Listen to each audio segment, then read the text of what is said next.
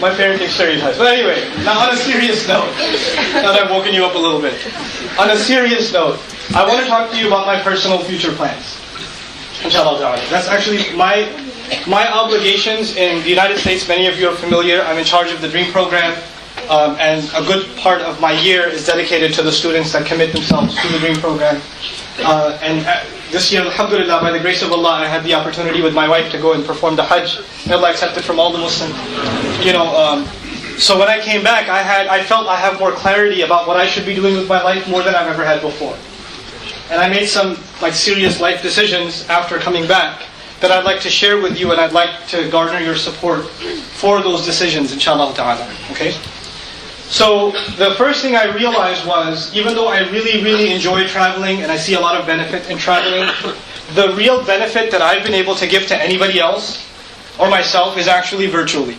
Most of you have a relationship with me without me having a relationship with you because of the stuff that you've heard on the podcasts or YouTube or what have you.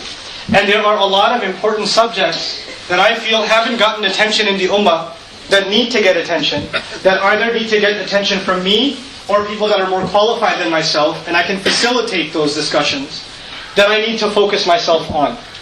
And so for that reason, I'm going to actually do my very, very best in the next, post-Ramadan, to basically discontinue travel as much as I possibly can, and dedicate myself to study and discussion and research, and actually we're actually putting together a full-scale studio, a TV studio on our DREAM campus, so we can start producing things at a higher level, and really facilitating these discussions that I would really like to see come out in coming years, inshallah ta'ala. So I want to talk to you about the kinds of things I'm looking to produce in the few coming years. Inshallah, there's about 3 things I want to talk to you about, and then the final thing. The first thing I'm interested in producing is conversations. I believe the ummah is in desperate need of discussion. Not just lectures, discussion. Discussion about the role of women in Islam, for example. A discussion about, I just had a little bit of a rant with you about in-laws, but a discussion about how to resolve, the marriage crisis in the ummah, and what Quranic guidance is there, and to sit down social workers and families and elders and youth together and have actual, really serious conversations about this stuff. I want to be able to have discussions about the complex last 100 years of the Muslim ummah's history. It's a complex history, and if we don't understand history, we won't understand where we have to head. And a lot of times we feel like we understand that history, but we don't. So we need to have people that have really dedicated themselves to understanding where we are in history and what our role is supposed to be going into the future, where our priorities are supposed to be, to facilitate that kind of, inshallah, rich discussion. Where disagreements are welcome. Where disagreements and opposing views are welcome, but at least there's a healthy place, a non-threatening place where those kinds of civil conversations can happen. I plan on doing discussions on what are considered areas of controversy for some. Some things in Islamic studies that some people consider controversial, like nasikh and mansukh. Some people are confused about that. Some people are confused about the role of hadith in Islam and things like that. So, and there are other subjects, inheritance law and how is it fair. What about the share of the women and things like that. But to actually have really insightful conversations, not just lectures, but conversations about these kinds of topics. The priority topics for me, I'll tell you now, the first one is women of the Qur'an. That's going to be the first discussion series. I'll probably do a lecture series out of that too, women of the Qur'an. The second one will be shame and shamelessness, which I think is a big crisis in the ummah. Then I'll do a series on fatherhood in the Qur'an, and then motherhood in the Qur'an, and motherhood in Islam. Because those are important subjects that we need a lot of help on. I hope I highlighted some things for you today, but the Qur'an has its own curriculum on fatherhood and motherhood, and we need to be extracting that for our own benefit, right? So these topical discussions inspired by the Qur'an is the next area of focus for me. Additionally, what I'm going to commit myself to for the foreseeable future, Allah Ta'ala A'lam, is, some of you have heard the Juz Amma podcasts? Yes. Right? The Juz Amma podcast took about 1.5 years to complete. Right? So I would study a surah for about a whole week, full time almost, and then do the dars on the surah. But now I've decided that that's not enough. That format of study is not enough. I want even more than that. So I'm going to be doing maybe 4 surahs a year, with the help of a couple of research assistants and a scholar or two, and put really comprehensive notes together. And I'm going to be teaching 4 ayat in 6 hours every week on our campus, like an in-depth study with actual methodology for study, and recording all of that. This is not for the common masses, but students of knowledge, if they need something more in-depth, that resource needs to be available. In-depth Quranic studies. And my intention behind that is, what is my end point? This is the farthest I can study. In the next generation, that becomes somebody else's starting point. The furthest I could go is now the juice of my labor is something accessible to them very quickly, and now they can build on top of it. So the study and understanding and appreciation of the Quran is furthered in coming generations. That's the intention behind that. Okay? But the most important project that I'm involved in, I believe that's the top priority, the one I'm about to share with you now. The most important project I'm involved in, I believe there is a desperate need to guide Muslim parents in how to effectively teach their children Islam from the age of 7 to the age of 14, roughly, and to guide them on a day-to-day basis. To guide the Muslim parent on a day-to-day basis on how to teach Islam, meaning the Quran, the Arabic language, etiquette, mannerisms, du'as, a combination of all of those things, in a minimal time frame, maybe 30 minutes, 40 minutes a day, and a study plan that's from the age of 7 to the age of 14, the result of which should be not just knowledgeable Muslim youth, but Muslim youth that have come to learn about Islam through their beloved mother, through their beloved father, that see Islam as something that transforms character, not just understanding. They see Islam as an ethical way of life, a moral way of life, not just a legal way of life, not just an ideology. Because the world is in a moral crisis right now. Actually, Muslims more than anybody else is in a moral crisis. I told you I went to Hajj, right? What I felt after Hajj? I felt that was the highest spiritual experience I've ever had in my life, and I've never seen lower morality in people ever. At the same time, Muslims are in a moral crisis. We don't understand even knowledgeable Muslims, not just ignorant. You could say, oh, there's ignorance. No. Even knowledgeable Muslims don't understand what morality means. It's something simple mannerisms like, you're extremely knowledgeable, you're doing way more adhkar than I will ever remember, and you're drinking a glass or like plastic bottle and you're just chucking it in Mina.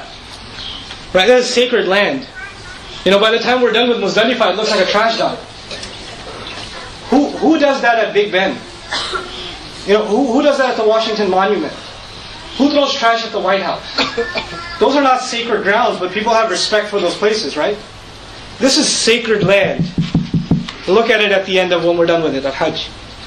Just take a look around you in the morning. It's depressing. There's a moral problem. There's a serious moral crisis. So I want to be able to address the tarbiyah aspect of Islam and combine it with Arabic studies and Quran studies, and not just address the ilmi side, but also the parenting aspects of it, inshallah ta'ala. And to do all of this in an effective way, here's my personal plan. It's called Bayyina TV. Some of you are familiar with it.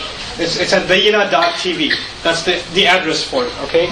I plan on putting everything I'm going to be doing on Bayyina TV. The entire parents' curriculum, the entire Arabic curriculum. In 2 years' time, the entire Dream curriculum will be on Bayyina TV, inshallah ta'ala. And that's my way of making the Dream program international. I'll just certify teachers, and they can go anywhere in the world and use the curriculum that's already on Bayyina TV to execute and teach all over the world, because not all of you can come to the US. It's just hard. And I want to create something that lives beyond myself, right? And the way the format I figured out for that is Bayyina TV, inshallah ta'ala. It's a minimal subscription service. It's $11 a month from the dollars. I don't know what it comes out to in pounds. £8? £7 a month. And the point of it is, whatever extra stuff I keep adding in it does not increase to its price. It's just one resource that keeps getting deeper and deeper and deeper and deeper. One of the most popular services on Bayyina TV right now that excites me a lot is when I go home. Because when I go home, the first thing I do is Arabic class with my daughter, my eldest daughter, Husna. Some of you are doing Arabic with Husna. Let's show of hands, a few of you. Oh, good number of you, mashallah. So I teach her maybe 10-15 minutes of Arabic a day in a studio I've made in my house. And my plan is to keep teaching her that way for the next 2 to 3 years. By the end of which, I'm not going to teach her in English. And we're going to be reading Arabic texts. And we're going to be doing I'rab of Quran at an advanced level. I'm in no rush to finish the curriculum with her. I want slow and steady, little by little by little, and we'll get there eventually. There are 20 units of study. Right now, Husna and I are in the middle of our 3rd unit. We're in the middle of Unit 3. Online, we posted, I think, up to Unit 2. The Tanayat of Kahf and the 1st unit, right? But eventually, there'll be 20 units of study. And my intention for posting that is not for children to learn Arabic only. Parents and children to learn Arabic together. You know, every one of those videos is to be supplemented by handouts so you can self-study it.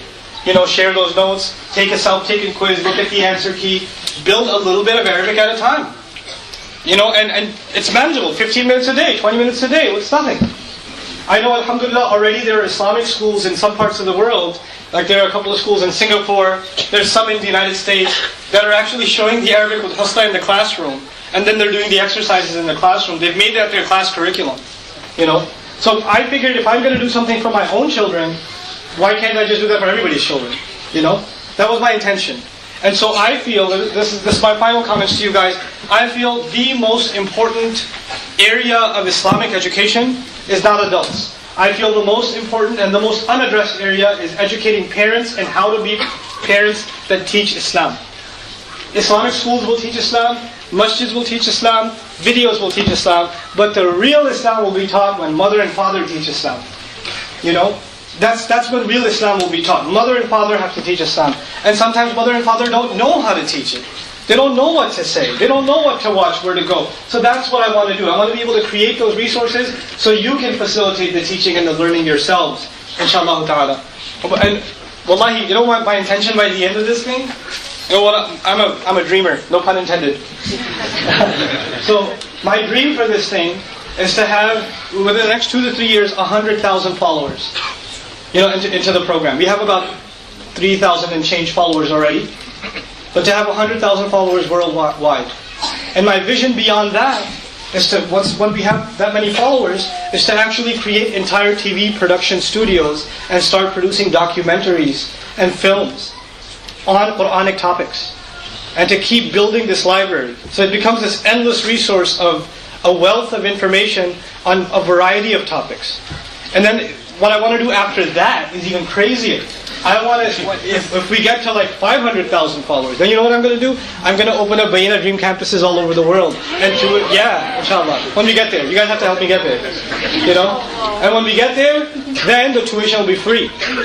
Why shouldn't it be? The masses of people that are learning part-time are funding the few people that are studying full-time. There's not a single fundraiser. And nobody pays a penny without getting benefit from it first. You know? That's my philosophy for propagating Islam. I don't believe in fundraising. I really don't. I don't believe in anybody paying 1 dime or 1 pence, 1 pence, without getting something far more valuable in return first. You should get something far more valuable in return. And I believe we're in a position now that we can actually, the masses of us that are going to learn part-time, can actually, through our learning part-time, fund the few of us that are going to study full-time. We are in a very easy position to do that.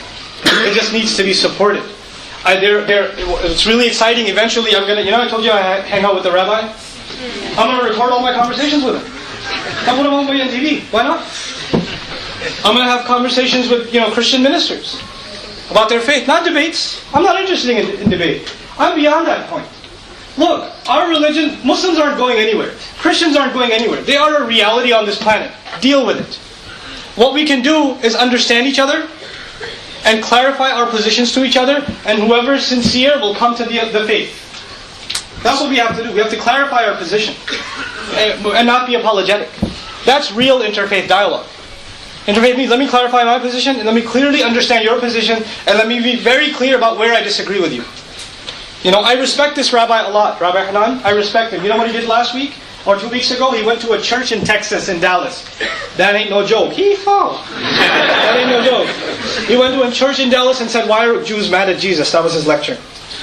1.5-hour lecture to 1,000 Christians. Why are Jews mad at Jesus? Like, whoa.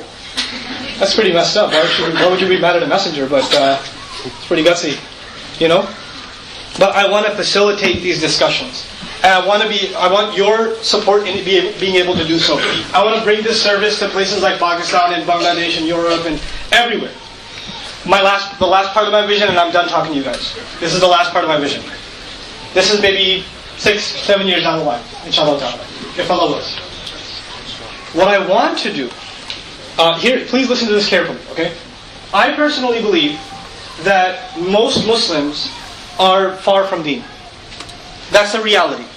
When I go to college campuses and speak to students, most of the girls in the audience are not wearing hijab. Most of the boys don't have beards. And they're there for whatever reason, but they're barely affiliated with the religion. And instead of getting angry about that, I have to acknowledge that that is a reality. And now if I don't acknowledge reality, I won't know how to deal with it. The other reality that's happened in the Muslim world is people that look a certain way or represent certain institutions, madaris, whether they be from Qura or they be from Medina or they be from Azhar or from Deoband or from Nadwatul Ulama, any institution of Islamic learning in the Muslim world. When people, ulama, come out of there, they have a certain stereotype among the average class of Muslims. They dismiss these mullah types just like that. These religious types. They don't know what they're talking about. And that is a phenomenon. I know that phenomenon because I was raised in that phenomenon. I was raised in a bureaucratic family in Pakistani society, which wasn't religious at all. And I used to think like that too. So I know how those people think. Recently I met a general from Pakistan at some dinner in the United States. And he was just talking, all these mullahs are such a problem, and all these people that are so extreme, and these women that were in niqab, and I was like, yeah, so bad, yeah, messed up. But let me tell you something. Here's what hasn't happened. My honest opinion is these people have a sour taste of religion in their mouth because they have experienced corruption from the religious element in their society. And they've been turned off from religion because of that reason. And you know what we need to do to counter that? I want to produce young, smart, articulate, well-educated in all the sciences, meaning maybe he's an MBA, maybe she's a doctor, maybe she's an architect, or he's a physician, someone like that comes and I train them in Quranic studies, not to become an alim, just to become an activist. Go and do Dars al-Quran in Turkish. Go do it in Bangla. Go do it in Urdu. Go do it in Punjabi. I'm doing the ones in English. You guys take every other language. Take it. Run with it. And take this message to the entire world. Reintroduce the ummah to the Quran. And if we can do that, you know what? Islam will then come to the society, Muslim society. Forget non-Muslim society for now. Islam has to be reintroduced to Muslim society. And it will come to society from a place they don't expect. They don't expect young, charismatic, educated, professional Muslims to actually represent the religion. There's not an expectation like that. You have to leave this dunya to be a da'i. You can't carry both. That perception doesn't exist. But we have to change that perception. And we have to show that the best of dunya is only accomplished when you have the best of deen. That's the new young Muslim role models we have to produce. And we have to produce these ambassadors. You know what that will do? Forget political change and economic change. Most importantly, this will, inshallah ta'ala, bring about a cultural change. When the culture of Muslims changes, everything else changes. Where we spend our money changes, how we think changes, our political affiliations change. Everything changes when a cultural change is brought into a people. And that's what we need to do. We need to bring about a Quran cultural society. People that think through the Quran, That's what I hope to facilitate, inshallah ta'ala.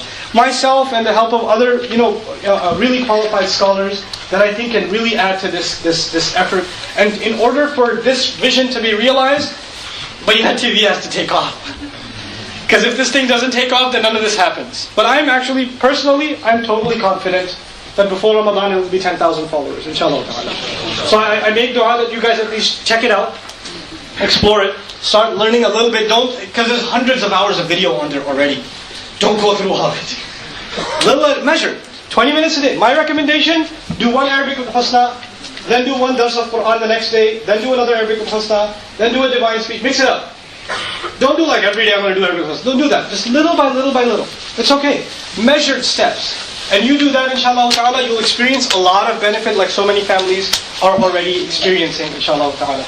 I hope that this vision excites you like it excites me personally. I lose sleep at night just thinking about this stuff. I really do. Alhamdulillah. I want to thank all of you for coming out. I'm really appreciative of the support I get in the UK and the following that is here, mashallah, and the du'as that you guys give, because the du'as are the most valuable assets I take back with me.